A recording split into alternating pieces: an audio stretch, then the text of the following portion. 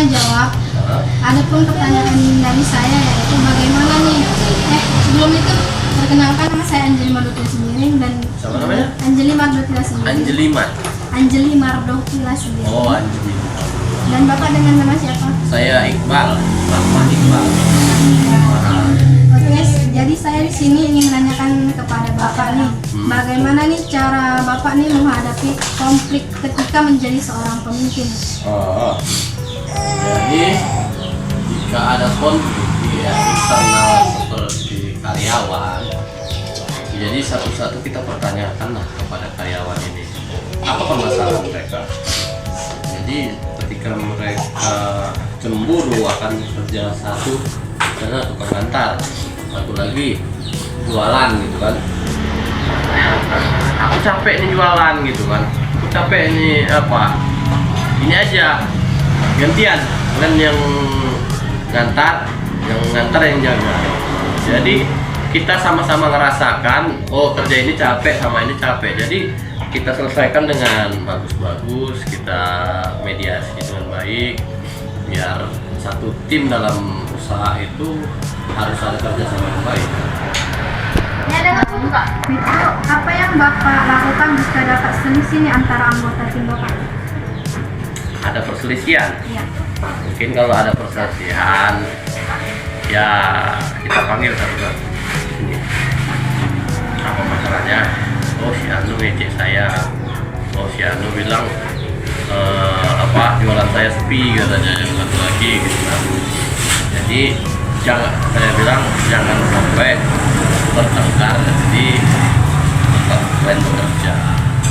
Jadi sama-sama bagus. Kalau ada perselisihan, mohon yang satu mengalah, yang satu juga ngalah, sama kita damaikan, kita hadapi, kita datangkan lawan kedua ke sini. Jangan ada di belakang. Baik, strategi terbaik yang Bapak lakukan untuk meningkatkan potensi anggota tim Bapak? Strategi terbaik itu disiplin kerjanya, masuk pagi misalnya kan, orang jualan pagi, jam 9 baru datang jam 9. Jangan ibaratnya dengan alasan oh bentar tunggu abang ini saya lagi kerja nih kan, bentar ya ngantar apa dulu kak, bajumu jorok sikit katanya. Dengan alasan-alasan seperti itu nggak perlu. Jadi apapun permasalahannya, kalau ibaratnya memang perlu harus pulang ataupun izin, ya mungkin nanti ada dari tim pengantar bisa mengantarkan atau mengambilkan barang yang harus diantar. Jadi nggak boleh ada apalah ya kita bilang ya, pokoknya nggak ada boleh malas-malas lagi, disiplinnya lah yang perlu kita terapkan. Itu keahlian seorang pemimpin nih bagi Bapak yang paling spesial menurut Bapak? Maksudnya paling yang Bapak suka gitu dari pemimpin? Wah, seorang pemimpin itu ya kalau dibilang tegas, ya kan? Seorang pemimpin itu harus tegas. Satu lagi apa namanya, pola pikirnya luas, cara berpikirnya kan secara global gitu kan. Bukan duduk gini-gini aja. Oh bisa nih masuk ke mall ini, oh bisa taruh di apa ini stand di apa namanya stand acara-acara pasar malam atau apa gitu. Jadi harus ada target gitu. Itu Bapak memberikan tugas nih kan kepada anggota tim Bapak. Namun ternyata di antara mereka tidak bisa nih menyelesaikannya dengan baik. Apa yang akan Bapak lakukan? Ya kalau kita panggillah, apa keluhan masalahnya? Oh, Bang, katanya sepi gitu kan. Jadi kau situ betah. Enggak, kau pindah ke sini ya. Jadi kalau kerja di tempat lain, yang lain kita coba di sini. Mungkin yang satu lagi lebih menarik untuk orang membeli daripada tempat yang biasa dia tempati. Jadi saya roker aja seperti itu. Jadi masalah. Itu adalah ini apa yang akan Bapak lakukan untuk menciptakan lingkungan kerja yang kondusif. Ya, lingkungan kondusif ya intinya tidak ada bohongan lah, kerja itu yang penting jujur aja udah kunci utama semua kerja. Dimana-mana banyak orang di sekarang nih curi waktu banyak loh, Memang. betul kan? Nah, kuliah lagi curi waktu lagi kan? Coba kalau kerja di mana? Ini makan siang nih kan, istirahat setengah jam dikasih waktu setengah jam, lebihkan sama dia, benar nggak? Nah, semuanya kejujuran sama waktu yang disiplin tepat. Itu nih lebih suka dipimpin atau memimpin? Saya sukanya memimpin orang-orang yang mau menurut kata saya. Orang yang tidak mau menurut kata saya, ya saya campakkan, saya buang. Kenapa? Dia sudah itu aja sudah membangkang. Apalagi dia nanti seterusnya ngikut saya. Nah, itu aja. Itu apa yang Bapak sukai saat memimpin orang lain?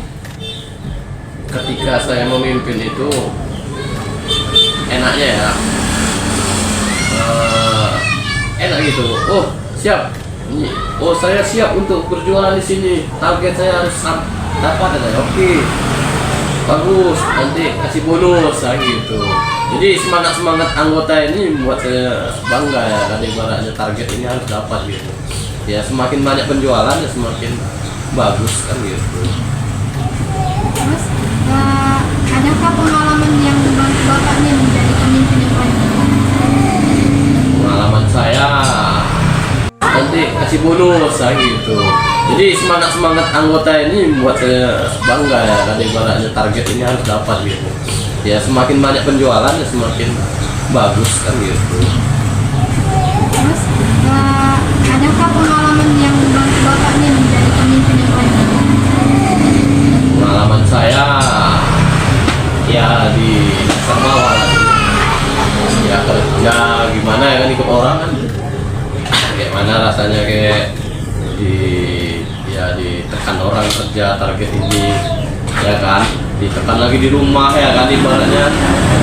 Oh kerja tapi duitnya nggak nampak katanya, padahal udah nggak ada menghasilkan duit di sini tapi awak ditekan juga kan gitu. Jadi pengalaman itu mengajarkan awak ibaratnya jangan sampailah awak menekan anggota kali dalam bekerja.